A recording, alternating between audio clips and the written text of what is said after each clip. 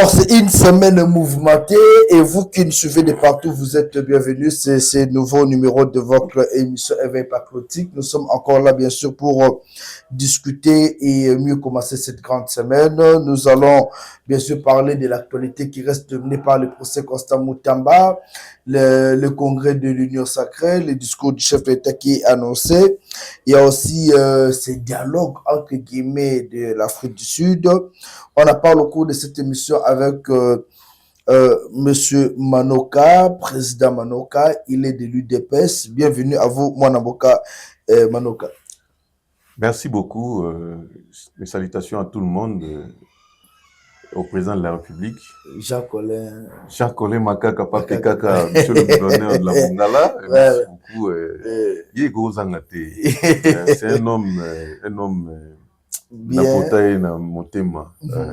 Ba mongalaise na ba mongolais bachaka ye na motema kaka ndenge ba yebi que omoni VPM liaou omoni Jean-Colin Makaka pe bande mususu ba Kenya ba Loela ba Bosco Mongbele excellence Bosco Mongbele porte-parole attitré na Mongala. Il fait bien son boulot, Sokoyoki et Koloba, Sokoyoki Penda moi tonalité à Bassangwa, Tanga Kalan. Donc vraiment mes salutations à lui, merci beaucoup. Voilà, moi la moka tozobanda émission la émission na chaleur, chef de l'État Asala qui sorti médiatique naie, discours devant Baimboka, devant population, devant Bato Union Sacrée. Alobi, il est le seul Yakobenga dialogue, initiative bien surtout Ekoya Andeo nae akozwa yangote akoyamba yangote et abeti susumbela akosololate na ba Congolais au baza inféodé. Moi que chef d'État comme peut koluka ko créer moi ba discrimination, ba débat au sein de l'opinion. Merci beaucoup, Ndeko journaliste. Je crois que, Atanaka Tiandaku, même pas Ibachegi Vivaka, il y a toujours un homme qui décide. Il y a le commandant, hein, il y a Isika Ezalaka, il y a Bachegi Gout Ezalabalande et kuna démocratie Ezalakate. Dictature, il y a Balabala et Talagalante. Mais ici, là où il y a l'organisation, peuple congolais tant à voter qui avec plus de 73%, selon ma disposition, il y a le lingue constitution nabiso et conféraillé Makoki président ou Maka na République démocratique du Congo à cause l'ataka kazaka et article 69 il y a constitution nabiso ndeye wana Tshisekedi bapesa ki. Donc en tant que homme, j'ai beaucoup aimé son parler Azaraki mon tété, comme un père, un bon père de famille, azo prodigué conseil na bayi bananaye, ba congolais, passez-moi les termes, azako expliqué na tomoko serré, kimia, ya bien, koebisake, ngainde muto, et sengeli na convoqué. Parce que même à ta bobandisi, on est bandé, nengi ba sango ba bandaki, non? Bobandisi, ba makanis na bino, il n'a pas interdit l'opinion ou la réunion consacrée dans l'article 29, 26 ou 27, il y a la constitution d'Abisso. Donc, réunion est interdite. Manifestation est interdite. Mais convocation, il y a dialogue. Il faut, et où t'as initiative, il y a des Congolais,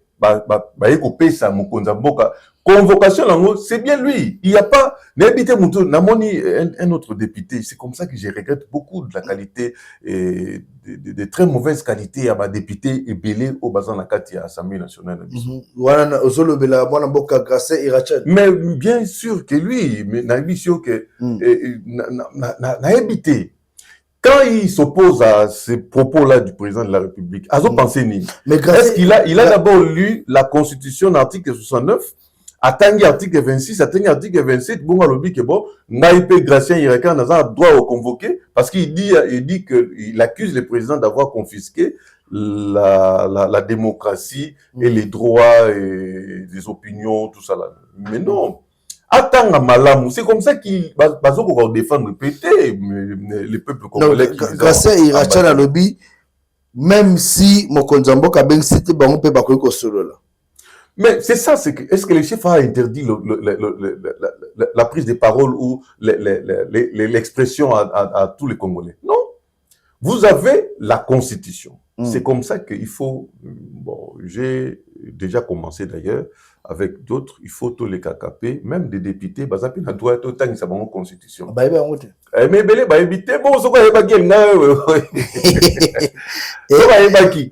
C'est il a tchana donc pendant l'article 26 va consacrer liberté d'opinion, liberté de réunion, hein, ça la bino réunion.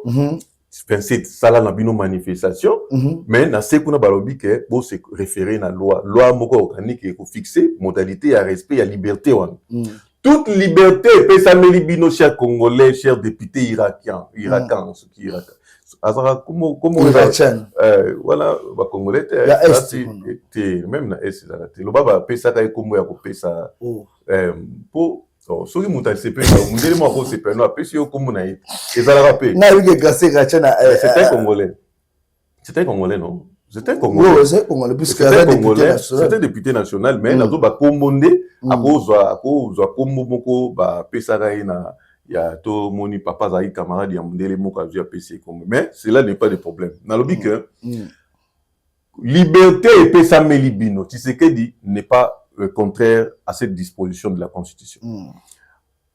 Article 26, sakana na onango. 27, sakana na onango. Mais, na se wana balobi ke, une loi organique fixe la liberté ya bakambo ba pesi binoan. Olingo sa la radio, oui. Sengana no autorisation kuna, informer pouvoir public.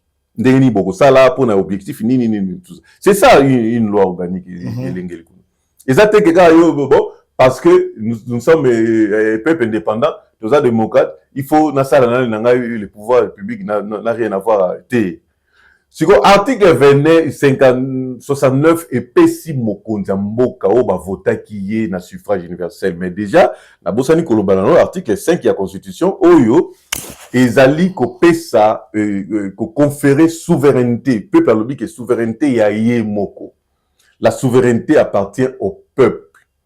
Si le peuple wana ba bia exercer yango na mzela ya référendum ou bien na ba voie élection ndenge to sala ki maponomi. Si ko maponomi tant kaka soki ka bo voter kaka paf peuple mamoko abi bo tozi déjà mo lobel na biso kuna na Assemblée nationale tozui na Sénat tozui na wapi tozui mais aussi na présidence tozui.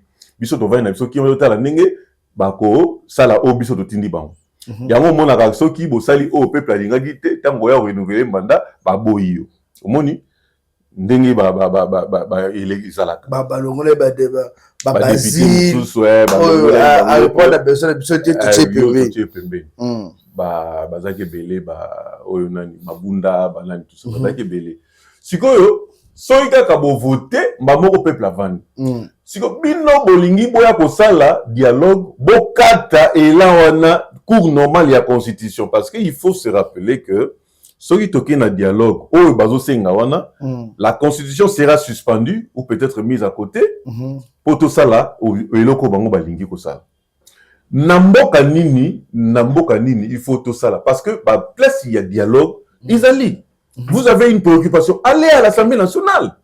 Ça m'étonne que même les présidents de l'Assemblée nationale, partisans, il y a dialogue. Au monde, place Bongi Sami et dans l'Assemblée nationale. Vous avez, parce que l'Assemblée nationale passe à débat démocratique. Débat démocratique. Hein, mon cher ami. Peuple, à quoi vendre après ma autonomie, à mon idée, et l'autre moko boebimi, mais moi, c'est la sous élection exatée. Si quoi, tout ça, tout ça, la groupe moko to organiser réflexion, tout peut savoir dans mon compte mboka. So il pété, tout qui nango to tinango pas ba mandataire na biso pour tout ça la bat na biso, to tinna kuna na Assemblée nationale na parlement. Eh député, sénateur, tala makambo to na ngwa, moi to c'est la élection exatée kuna pour président, atala ngomba bino bozwango, bo sala ngo pour protéger biso na loi kuna. C'est comme ça. Moni, mais ça te que ngai namoni que te Tshisekedi ninga lobby que gratuité de l'enseignement il faut ngai na bundisa ye na zomandoki na bundisa ye aucun zomandoki au violer article 64 de la constitution na biso et puis bato moko batele mababetelo maboko baloba que vous avez vous revendiquez légitimement les aspirations du peuple voilà mais le Kouta c'est ça ce qui a fait Kabila dans l'Afrique du Sud au monde ce qui ngai nazo ce qui président Tshisekedi nazo diriger mabe hein bozui sali pétition na bino ndenge constitution lengela makamu nyonso boke ata ko na ba disposition mabe oyo esenga photo balayer constitution et to kolongola mo mais oyo lengela ma président aosala malamu constitution oh bongo tango leader alobi wa Kabila wa soki Tshisekedi akei to ndeka zaka mais Tshisekedi alobi que soki tolongoe to komi na moment oyo hein ba congolais ba ko réfléchir ba ko fanda to ko réfléchir to yeba to définir mode de vie na biso ndenge to ko linga to tambola ko tambola zaka na constitution ça dit que pays et dans le ma constitution mais ndenge mususu mais c'est ça la logique ezanini biso ba congolais to sengaye changer constitution bato moko babimi bambouye biso na masolo ba dialogue bala tout ça au nom ba okuna bazo mandoki bazongo bazui mandoki pona nini il faut botuno nanu bino bozeki mandoki pona nini ote po diketi Tshisekedi da comme dictateur a comment dictateur mukoni nyo ezaki un lundi un samedi un mardi to jeudi po mukolo yo nanga zo lobana n'est pas ya télé 50 que non Tshisekedi yem dazaki tout ça là c'est un démocrate OK. Mais bana mukoni ni bakabila no surtout babona ekete a comme dictateur po nzembo bayemba ki ke lilingi ya pamba nzembo bayemba ki ke pantin pardon c'était quoi encore parce que c'est que ba terme belé lilingi ya pamba pantin azana le côté to balayer kalamingi te to sala boye kabila mwana bitinda kabila nde chef kabila siko mukoni ni akomaki dictateur po bananga baki nous amandoki batindie mkolkutu bayokana na kabuna ka nanga komi kuna kwa yake nanga nde chef nzoka nde grand prêtre mère ye wana grand prêtre père ye wana abimi kuna alande na makamna suso ngande bina mutu patron ya bord vous comprenez donc ça va moyema Tshisekedi est fin politique na oloba ngopo kokumisa ete mais na oloba nde oyo na ayebi stratégique marketing ayebi yango mtoko kane makambo wana zate masolo tu wa sala au moins tanga obeta lisolo wana azaki to ya komata te azaki na kanda te parce qu'il fallait bien communiquer bien faire passer les messages et tomber pas ya bato ne surtout bazaki liboso wana na ligne ya liboso wana bayoki yango na bato ikitoko ke bobo sa na bino masolo wana et au dialogue en Afrique du Sud. Mbeki a la qualité ni. Ancien président Azat Siko Boé, Azat Atata so Azagata to normalement fonction moko boé. Ça pourrait c'est attends l'Union africaine ça vous avez peut-être un mois Azat est l'autre côté Siko. Azat la qualification ancien président. La fondation na yo. La fondation na. Siko une fondation et bengi ça tout tala professeur docteur Eberang. Hein? Bon ça ne tu bo benga Eberang. Hein? Ça dans la Bible ba docteur mususu. Ayana masolo na bila mikemki. Ba masolo na bila mikemki. Hein? Oh maman. Donc une réponse bien réfléchie. Son Excellence Monsieur le Président de la République a su placer un mot sérieux et pas un auditoire ou qui sérieux. Ba yokaye peut ba comprendre que le message est passé. Alors il y a ceux qui pensent que la position de Félix Tshisekedi ils ont énervé même à Corado à Washington. Est-ce qu'il n'y a pas eu contradiction à Maloba Félix Tshisekedi? Non, bien sûr que non. Nani, oyebi que déjà, tant que bongo, à ça y lecture que tout ça déjà n'a parcours mon côté candidat dans droit. Déjà nous au départ la constitution ne nous autorise pas, il y a qu'au brûler nani boy pas tout sauper tout comme nanana. Mais autour de la raté Cholé. Hein? Mais Cholé, il faut savoir que c'est un monsieur, il a évité ça, Nzambe a regretté dans la Bible que je me répands d'avoir créé Mouto. Hein? Na zo mi répandre na ndenge na salaka. Donc Nzambe pendant ndenge salaki la personne de Chole était, mais l'esprit qui anime Chole. Hein? Nzambe azo regretaka. Pour mensonge, tant à lobby que non, ce que nous faisons, l'autre, le président qui viendra, le président, pas pour Tshisekedi, mais pour le président qui viendra. Voilà, mais ce sont les paroles de Chole. Au moins, quand Kenza Outia Kaila va permettre, et ça va tout, Bazar Bango, sera Teibo, à Tei Maramanzam.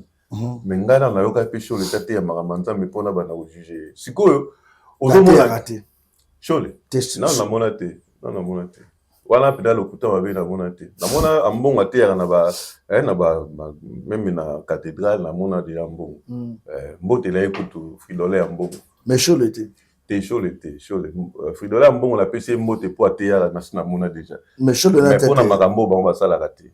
Chole n'est dans la monate. Si quoi, à l'oubli que, tout ça, la pour le président, mandat est silité. Yo komina ni po boto la ba congolais souveraineté na bango mbala moko o yebsa bango kete to sala ngo po to na mandat ezoya.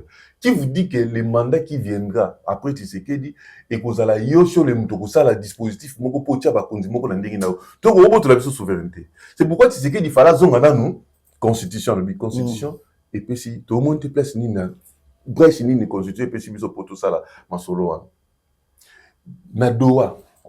Tous en la doa kuna tous solo là dans le société bino bo senga dialogue toke na résolution 2773 et puis si biso makoki wana te hein résolution 2773 et lobi que désengagement ya ba activité militaire bozonga kuna pa na bino biso tozonga côté na biso totika population wana eba ezongolo na ba loso na bango ba desu na ba mbala na bango ba c'est qui o makamwa ba dialogue même si te bisonde na ba commanditaire de tozo solo la kuna solo sisi masolo bango ba kii na bango to sali o to sala ndenge ba masolo ni sali et ça te que bino bolamuki bo pas beaucoup curieusement pourquoi bazo zora part ya bateau bazo agresser biso c'est là où il circule librement kuna mais ba congolais ba souveraineté fait botam la pena na mujimai bokeni pena na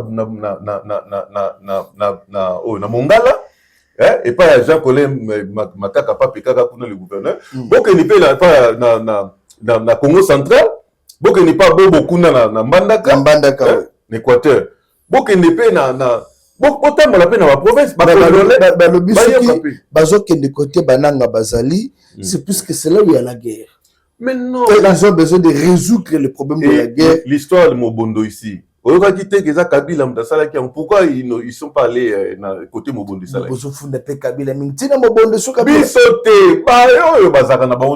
mon cher ami. Ils ont maï.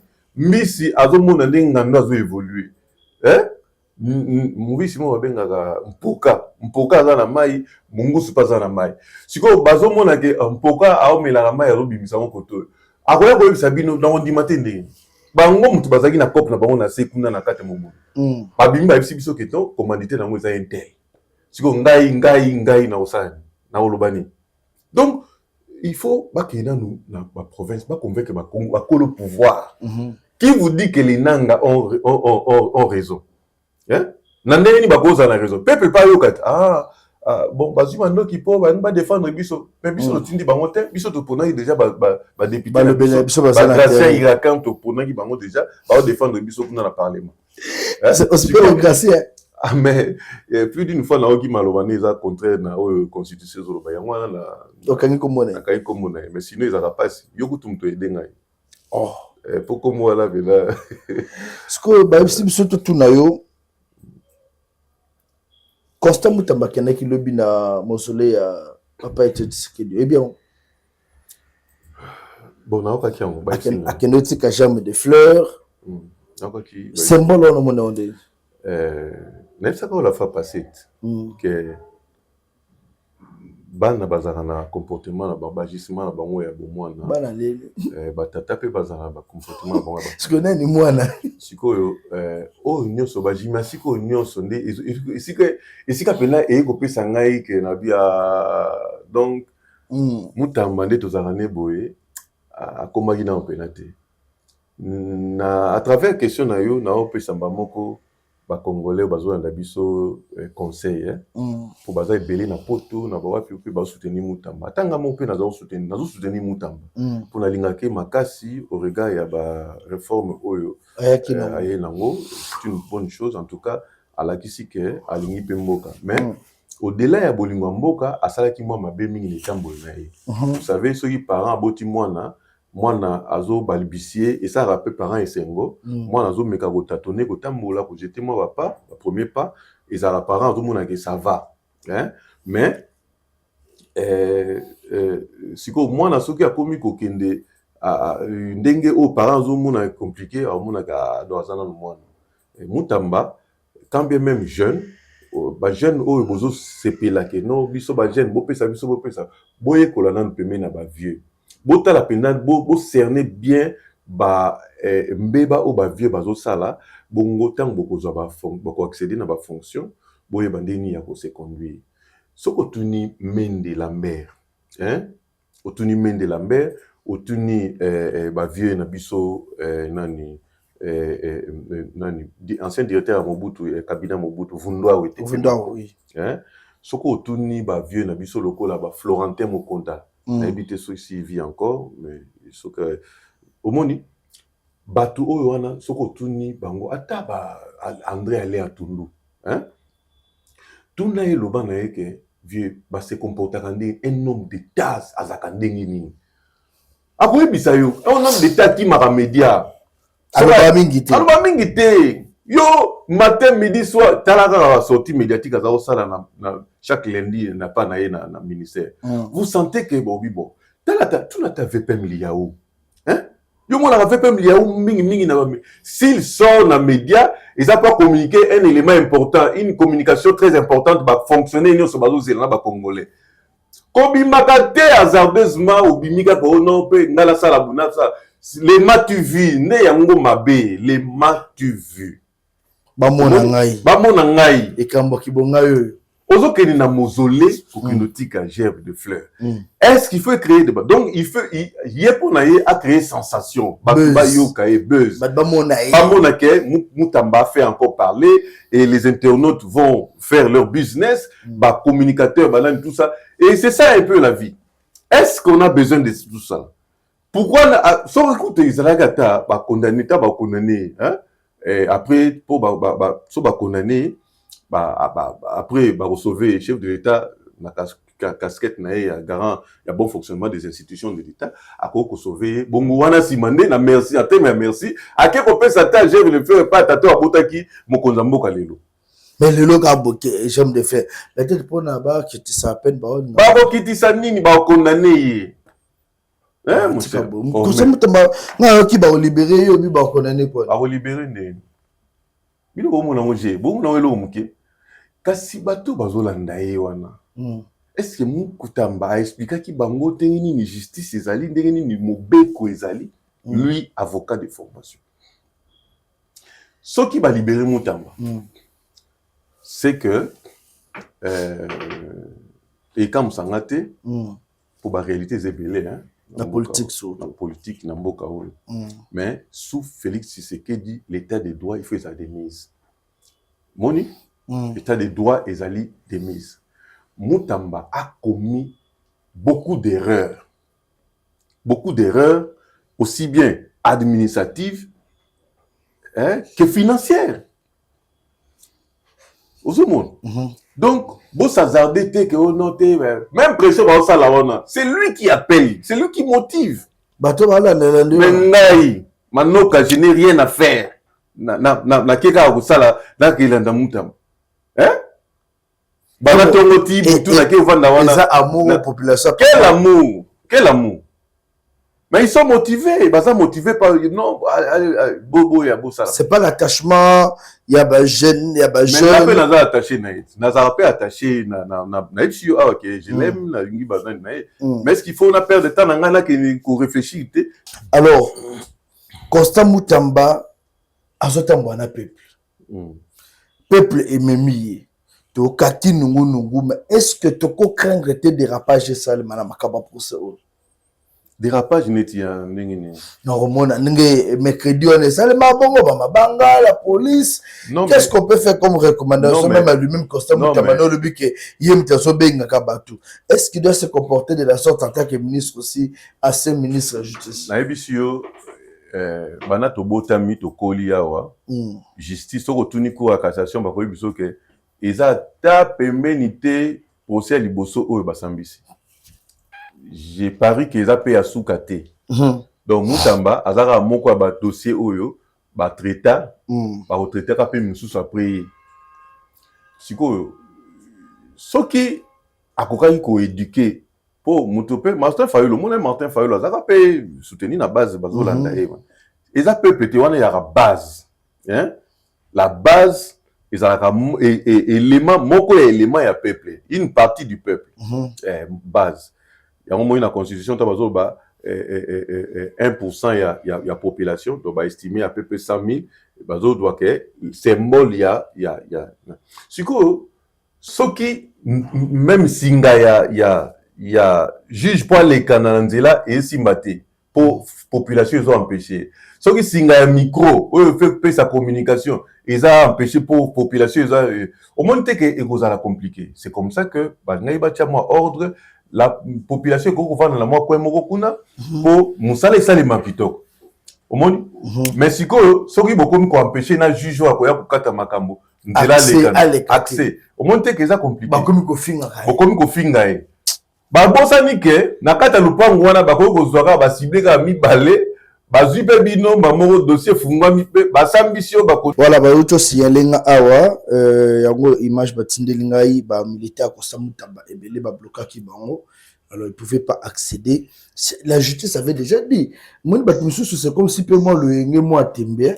Est-ce que bachaka l'état défier des justice voyant que justice populaire et ko sauver candidat na yo topé muto yozo préféré et moni tango bakotaka na mutuka wana ba chemio na makala okendaka yo moko siko nde oke okoma siko devant ba réalité ezaka dingue bon en fait ils ont raison de faire ça parce que peut-être ba mbongo ezobima peut-être kwa zamu tamapayo sa makambo na kobanga po abakanga mais il a peur certainement. Attends, Jésus-Christ, c'est un bazar ko kumbaya. Zami na mwa ko bange ala Jésus na ino bo moto. Bongo ko bange ala te moto ke bima ki poani. Moto ki fa bima. Donc ko mwa ko bange ko zala mais eza justice et ko leka nango a comprendre que ata leka na staff wana tinga basi bakanga. OK. Biso pena na IDPS to kangama. Na pena kangama plusieurs fois. To kangama. De là il ba parquet, mo la leka na pavement boy. C'est la vie. C'est la vie. Maintenant là, nous sommes là. Et tu as vu ce que tu as conseillé, tu as dit que non, ça va passer. Voilà, toujours comme dans l'émission na biso, lobby toka ki nungu ke Martin Fayulu alingaka kende DG Mekangie, mais en fin de compte, un des matières où tu salema, l'UDPS n'a pas bloqué Martin Fayulu. Si Martin Fayulu n'a pas bloqué Martin Fayulu pour nani. Alors quand il lo mususu aloba. Mais c'est pas le but de Martin Fayulu ba ko dématique Martin Fayulu ba kangié. Ah kasiti. Liberté de circulation ezali acquise na kati ya constitution na biso bandeko na article 30 ezokufela ngai na mutema. Bon, article 30 de la constitution et puis liberté de circulation. Babi Congola ko kende pe azongi na résidence na ye atambola partout sigali. Vous comprenez? Mais pourquoi ba freiner? Ba tout batika et ce sont ba officine moko boye occulte ndezo ko kriaka ba biloko na mwa murmure wana pour déstabiliser. Fayulu c'est un citoyen congolais autant na librement et moi opexé azati. Bino boboyi makamata bombeki mututa ko kende balamba bale. Non, la tabombeki aza sérieux asa makama fondation na e so bazana don au kabola pa ba opposant oyo bazana est kuna surtout que baza dépourvu na makama mbongo parce que bazo senga banque fungwa bana tout ça a plaidé ndé pour ba pesa mbongo a plaidé a pesa ba biloko kolia ba congolais o baza kuna baza besoin ko biloko kolia a pesa ba bana tout ça mais aya ko yibisa la saleté pas le gouvernement té que boya topé ba opposant boya dans ba gouvernement boya pour ça la masolo moko boya tabombeki n'a pas qualité ce qui est qui présent en exercice il y a L'Union africaine, bien président en fonction. On pouvait analyser. En Afrique du Sud, on pouvait analyser, mais en qualité, surtout que il n'a jamais été aux côtés des Congolais. Mais qui n'a jamais été aux côtés des Congolais. Comment ça? Mais depuis Moutassoumi Badnasan Titi pour na tika pouvoir ba bengana écoute na ANC oui bien ba bengana na ANC ANC parti à lokumu loko IDPS boy ba bengani yo na parti pour na nini malversation financière moni siko leçon nini ya yo pesa ba congolais loko ba maboko milai te bongo carré minier o ezalaki o ba boto o Tshisekedi azong c'est pas biso ba congolais et loko ezo la mukisa ye milimo pour ça la makambo contre Tshisekedi. C'est ça, non? Et puis, quand il a des carrières minières, c'est pas pour l'Afrique du Sud, c'est pour lui et ses enfants. Ok. C'est un peu comme... Il y a un moment dans Moutabongo à soutenir Moutoyo, Akangi, étendu à 18 000 hectares. Tout un pays, Nakati la capitale, le quoi, Kinshasa, Akangi, Kingakati, Mobimba, et puis, il y a soutenir Moutabongo. Vous comprenez? Donc, ce sont des gens, l'olenge a conseillé Moutoute, a opé ça, la bonne morale a opé ça, nous avons notre Tshisekedi d'ici, président de la République, élu pour un mandat de 5 ans.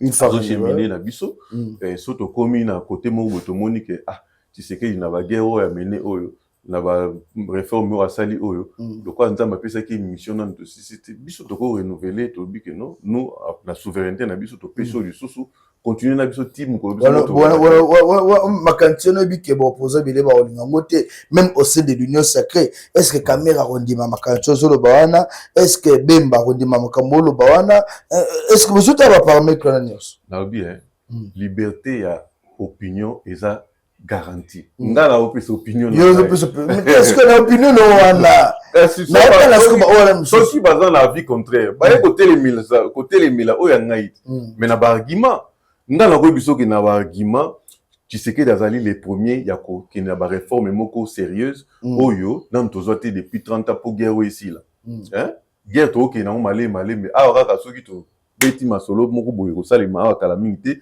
paf masolo esili guerre esili bato ba se retirer tout ça bilanga ya madesu na pomme de terre ezongi na Goma omoni siko congolais moko akoya ko yebisa biso te bon Tshisekedi alongo la singana tika ngana ya mutango nani akoya la idée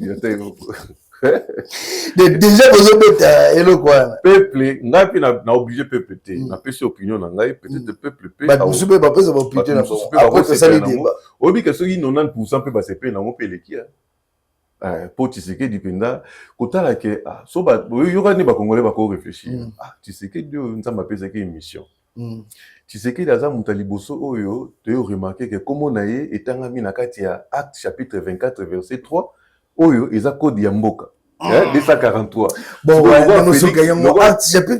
acte chapitre 24 verset 3 so longo ka virgule ça mamo code ya mboka 243 o babenga Willy Boucher ni code ya mboka Willy Boucher la pesi mbote code ya mboka siko otali Tshisekedi nde Félix nde komoni etangami na kati donc ikoza yende na nzamba pesi donc totikele na lokwa pe guerre ya est wana pena azolonga ngo totikele na na masolo wana et encore que obinini 2027 so nzamba pesi makambo tout bien salaire pe ya ba fonctionnaire ezokoma mata makasi 2027 lisusu te me makasi lisusu vous comprenez 2027 ba mata so ekomata yo kaki Jean-Pierre Liao te son excellent Jean-Pierre Liao mwana mongala mwana nsomi ya buma na pesi mo 2027 salaire ezomata ba soda kitoko banzela yo mo monde banzela les gars ba commune so mo ande misale zo ba chantier ninge ça ba chantier sikoyo okaki aki ofungola makama bilanga kuna na moindo nzangi moindo nzangi mbote na na ko na mekao super ato te donc aza joueur partout te a obeta excellent bilanga sikoyo yebisa ngai mutabongo ba olongole na olongola mutabongo congolais ni na olobakete loko bani makama bilanga tika na okaka bilanga ngo ezanga omoni donc ce sont des raisons oyo kosala ke Tshisekedi avec la réforme oyo zoya na alliance na biso na américain na Russie na Chine Congolais à vivre le comme sous oyo ba kondi makate mutu moko ya siko ne le oyo a ko complexité Tshisekedi. Déjà comme bon on a souka ya émission na biso dialogue oui mais pas avec les Congolais FEOD. Banani bakozana dialogue wana. Est-ce que Kabila Nanga Bazaba bienvenue ou pas? Ce qui Tshisekedi a lobby que avec les Congolais autotikalia. Kabila Congolais tendenge jugement wana izokende. Ce qui bakati yango hein parce que maintenant là il est encore en train d'être traité ces documents, ce dossier-là. Ceux qui jugent à sanctionner procès wana. Ceux qui jugent à lobby que Aza Congolais T. Ah, to bien andi ba Congolais ndi ba osala dialogue na entre Congolais. Exacté que ba oh nous surtout bazala oh ba sima mandoki oh ba kena kuna ils ont enfreint la loi ba otika la kuna na logique y en a d'ailleurs bon, ou peut-être le quoi résolution 2773 le but est des engagements ceux qui Rwanda s'est désengagé bakena belément la bango ceux qui seront restés là en tant que Congolais bon on peut voir comment travailler avec ceux qui après avoir obtenu les armes regretter vraiment avec bango tout ça là dialogue mais pas avec tout le monde n'a pas étranger nous sommes dans la carte nabiso sinon on n'aura rien fait. Merci beaucoup to komi na suka émission na biso moko lelo mot de la fin na yo na population nyonso. Mot de la fin na nga eza remerciement na son excellence monsieur le président de la République pour na makamba bilanga projet bilanga na menkao na komisipe mingi Moïndo Nzangi ministre de l'agriculture vraiment c'est ça c'est boyende ba congolais bazoluka na moni pe ba travaux ya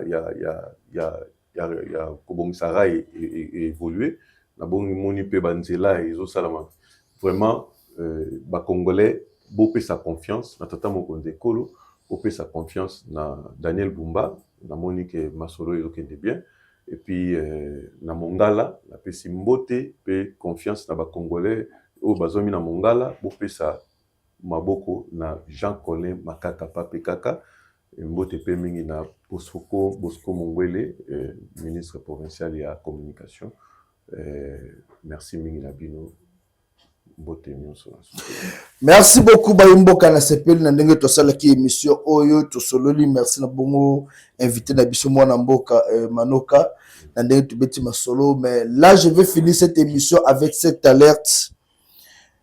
Noël Tchani, on me confirme que Akei Kosanganana Corné Nanga. Noël Tchani qui a milité ici pour Kozwa Banque Centrale. Mon Konzamoka Félix Tshisekedi a PC Banque Centrale. L'espoir s'est envolé. L'espoir s'est envolé. Noël Tchani, candidat président lors des élections en 2023, a marqué en campagne, témoigné par Pierre Kassala qui partout accueilli population qui n'a été. Et aujourd'hui, Noël Tchani a s'allié na Corneille Nanga. Je pense que notre ami a balancé nos photos dans des et c'est là où j'ai dit le pouvoir de Tshisekedi est combattu par ses propres frères du Kasaï. C'est compliqué. Demain, je vais revenir avec beaucoup plus de détails sur cet élément de Noël Tchani. Ça, c'est une forte trahison contre le pouvoir de Tshisekedi. Quelque chose que nous ne pouvons pas tolérer. Et d'ailleurs, demain, Dieu voulant, nous allons tourner émission à des combattants. Les combattants, nous allons penser sur trahison au sein, il y a espace Kassaïen et ça la bien. Voilà. Botika a toujours branché sur Congo Live, la chaîne des informations. Merci. Okay.